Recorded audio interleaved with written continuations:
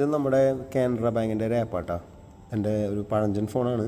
അപ്പോൾ അതിൽ അത്രയും കൃത്യമായിട്ട് കാണുമെന്ന് അറിയില്ല. അല്ല, ഇതിൽ അസബ എന്ന് പറഞ്ഞ ഓപ്ഷൻ ഉണ്ട്. ഞാൻ എന്ത് അസബ ഓപ്ഷൻ ക്ലിക്ക് ചെയ്തു. 3G 5G എന്നല്ല, സാധാ ഫോണാണ്. അപ്പോൾ കുറച്ച് സമയം എടുക്കും.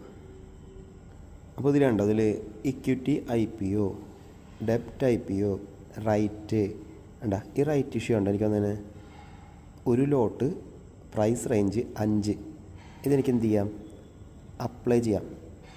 അപ്ലൈ ചെയ്യുകയാണെങ്കിൽ ഇങ്ങനെ വരും. ഞാൻ എന്ത് ചെയ്യും? താഴെ ഈ നമ്പർ കൊടുത്തു, എൻ്റെ അക്കൗണ്ട് നമ്പർ കൊടുത്തു, നെക്സ്റ്റ് അടിച്ചു.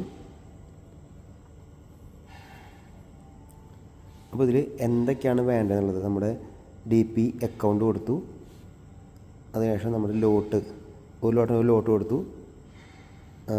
പിന്നെ എന്താ പറയുക, വാല്യൂ 5 രൂപ കൊടുത്തു.